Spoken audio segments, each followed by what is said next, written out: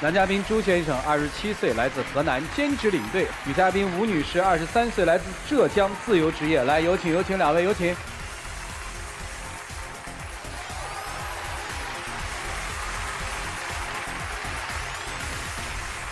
欢迎两位哈。你这个兼职领队是领什么队啊？就是我们做了一些餐饮方面的，他们像办那个宴会啊什么的，人手不够，我们需要给他提供那个兼职人员。哦，是干这个的啊。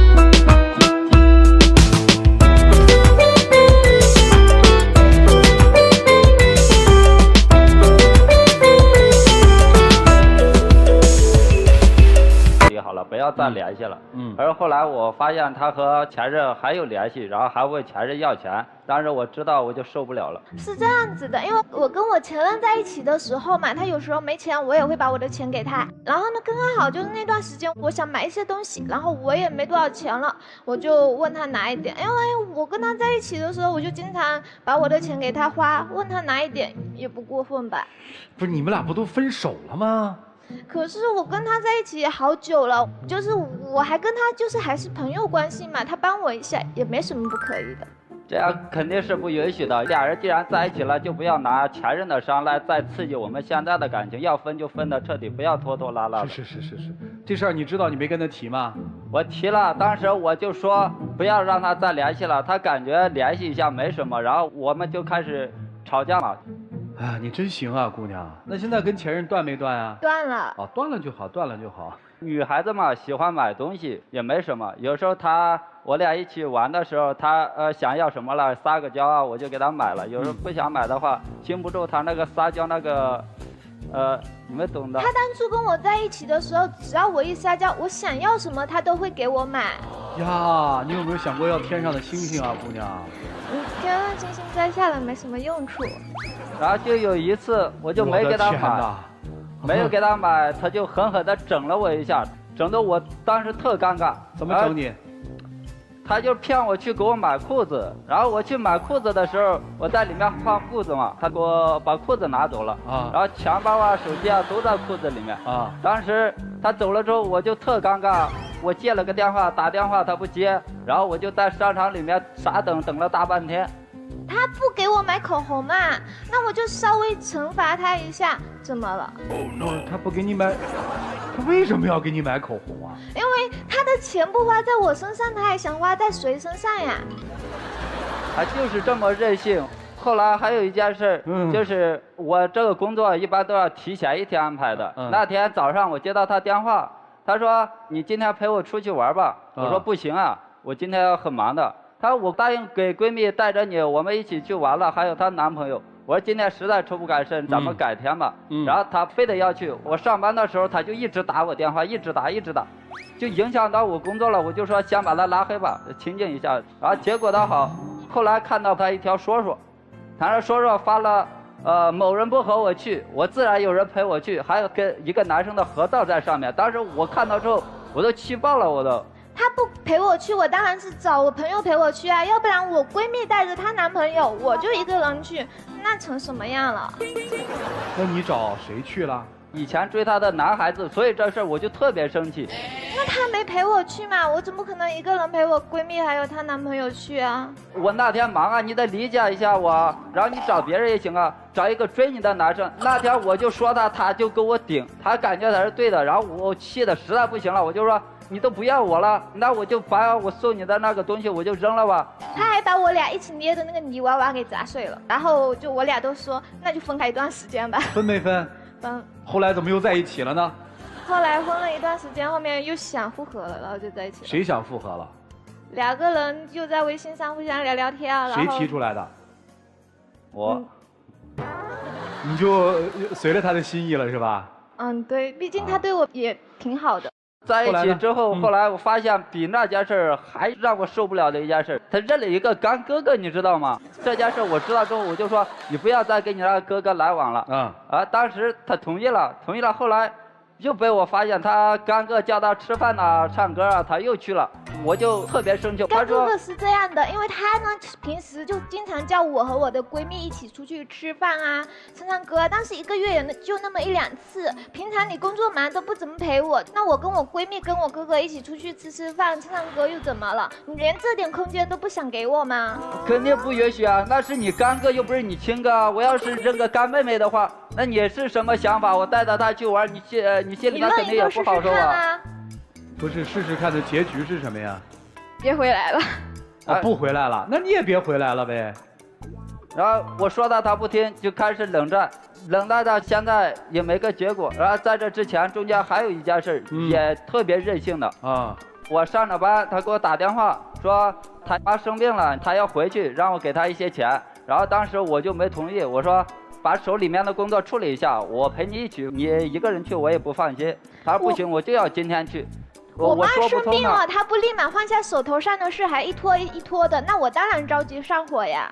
就是我知道他脾气，所以我就想着赶快处理完之后，赶快陪他去。然后结果倒好，他就从我这儿拿了几千块钱之后，一声不吭的就走了。等我再联系他的时候，电话不接，微信不回，消失了好几天。我就又去他老家找他去了，找他，然后他出来接我之后，我又想给他认了错，后来我们才回到上海。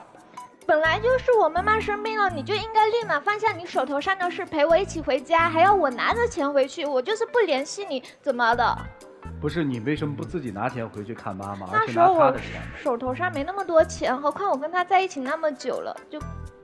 哎，你这逻辑挺好的啊！只要在一起久了，他的钱都是你的钱，是这意思吗？就是我生气在什么地方？他没给我打招呼。你的钱是人家的钱吗？我的钱可以给他用，但是那个钱他后来又给我了嘛，他感觉欠着用着我的钱，他还是不踏实，他又给我了。所以你今天来干嘛呀？就是他现在越来越任性，我说他也不听。我刚开始以为他小点没什么，我包容他一下，就是慢慢会改的。谁知道不但没改，反而越来越严重了，然后整的我就受不了了。可是爱一个人不是应该就是把他的女朋友宠得跟孩子一样吗？为什么别人都能这样做，你就做不到呢？咱们需要成长啊！以后如果真在一起，要一起生活，不能像孩子一样啊。那你之前不都是事事顺着我的吗？为什么现在你就是这个错那个错，这个不好那个不好呢？我问你个问题，只要他在就开心，对不对？对，我就是看到他可爱的。干嘛呀？但是我就想让他改吧，可是他也不改的，就是他越来越任性，你知道吗？越来越是刚开始还受得了，现在关键受不了了。哦，你受不了了啊！哎呀，我以为你还能受得了呢，那你怎么不跑呢？因为毕竟在一起1年多了，我又有点舍不得。你舍不得他什么呀？就是其实我胃不好啊，经常会难受，放胃病。然后每次我胃不好的时候，他挺照顾我的。然后一个人在上海。然后有个人这么陪着我，一生病他就来照顾我。那时候他照顾我的时候，我感觉他还是喜欢我、爱我。哦，女生，你挣的钱多还是花他的钱多呀？花的他的钱也多，自己挣的钱也不少。啊，花他是多少啊？就几千块钱吧。啊，也没有那么多，也就平常给他吃饭、逛街、买小礼物，也就1000来块钱，1000多块钱。行，你愿意对吧？啊，他只要性格愿意改的话，花的钱都无所谓。不是性格改，说白了就是只要他不跟那些你认为有的问题的男生在一起，对，就是这一点，你就愿意宠着他，对，是这意思吧？对，是这意思。好了，你们看看怎么办吧。一起进入丘比特问卷。刚里面有一个问题，我就听得特别仔细，说这个啊，他的钱不给我花，给谁花呀？是吧？你问的问题，我来回答你啊。他可以给他前女友花呀，因为你的前男友就给了他的前女友花钱啊，所以他是不是也可以呢？不可以，绝对不可以。哦，不可以。所以你跟你前男友的这个金钱关系是不对的，对吗？嗯，对的。好，还有一句话我听得特别渣的话。赵川老师问说：“哎，你怎么不要天上的星星呢？天上的星星没有用啊。”听起来是一句玩笑，对吗？但其实这是你的一个很重要的人生观，就是我交友，我认人要有用。你对面的这个男生，当时你追他的时候，对你来说就是有用的。帮助你走出上一段情感的困惑，有用；给你发通告，有用；前男友借钱有用；追我的男生跟我闺蜜一起出去玩有用。其实我听到这段对话我是不舒服的。你们都很年轻，一个27岁，一个23岁。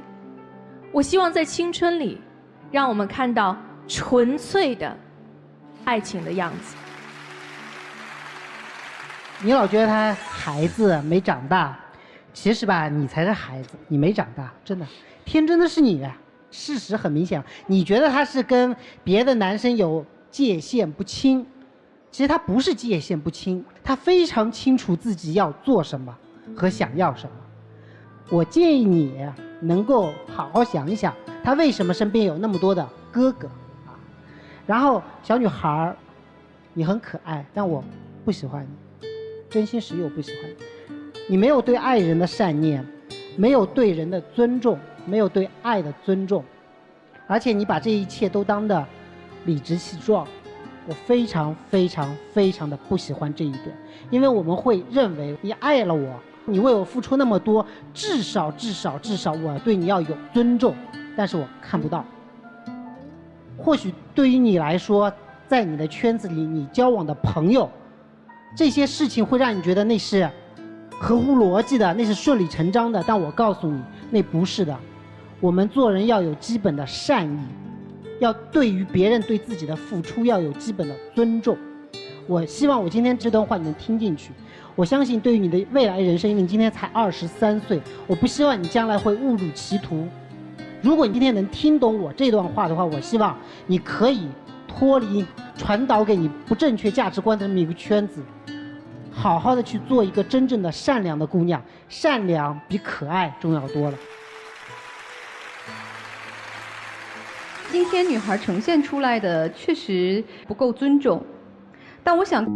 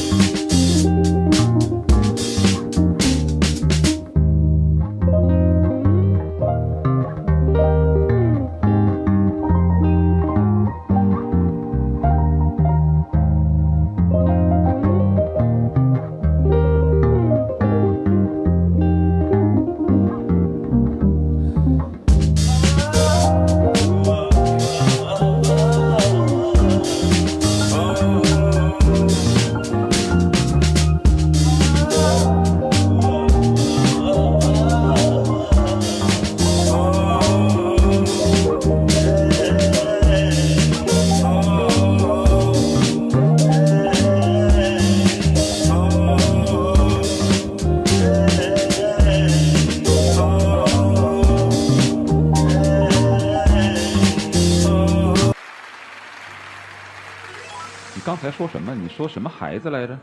就爱一个人就应该把他宠得跟孩子一样。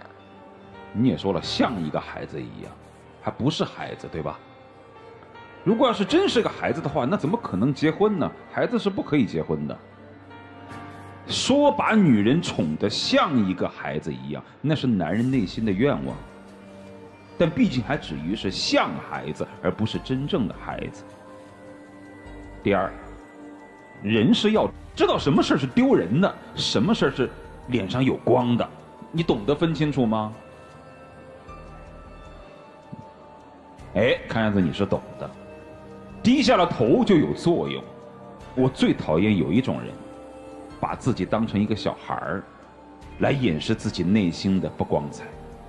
他以为如果把我当成了小孩，我就可以耍赖。我们今天就看到，一个20多岁的女生，非要把自己当成一个孩子，让自己的男朋友容忍自己身上所有的缺点。所以今天对于你来说是重要的一刻。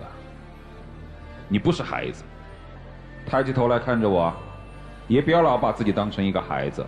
如果有哪个男人跟你说我一定把你宠得像个孩子一样，这个男人一定不可能跟你白头到老，那都是逗你玩的。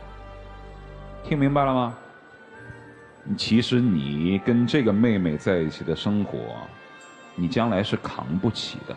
你非但在物质上扛不起，同时在认知的引导上，你也没有办法去引导她。事实上，人家比你聪明多了。咱们能不能本本分分的找一个懂得疼你能够跟你过日子，花式钱不那么大手大脚，没有公主病的女生，可不可以？你找那样的女生多适合你啊！听明白了没有？明白。找一个过日子的女人，好吗？你不用担心她，其实她都明白，她能成长的，你不用担心她，你担心自个儿，听明白吗？好，就这样啊。女生，不能这样啊！凭什么他就给你花钱呀？平白无故的你给我点钱，你给吗？那别人给你就敢拿呀？你不懂吗？以前没人跟你说，今天可4位老师都跟你说了啊！咱们不开玩笑的说，你现在身上的问题特别的严重。如果你一直这么生活下去，最后最吃亏的就是你，因为你觉得你可以掌握男人，其实压根儿就不是这么一回事儿。能改吗？接下来一起进入真情60秒。哎，毕竟相处这么久了，我感觉如果你愿意改的话，把你这些毛病慢慢改掉，我还是会考虑一下的。不过你感觉一直这么任性，我也不知道我要怎么想，反正我们都再想想吧。哎呀，请亮灯吧。谢谢两位啊，请回吧啊。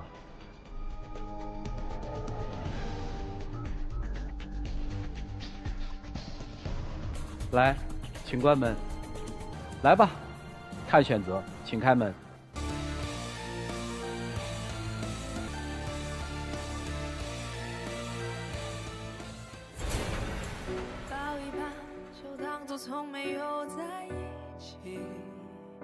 我是这么想的，既然这段感情都这样了，他不愿意改的话，那就像老师说的，我找一个真正懂我的人。那你跟他说再见呀，跟他说，对着镜头跟他说，拜拜啊，有点底气，再见了。哎。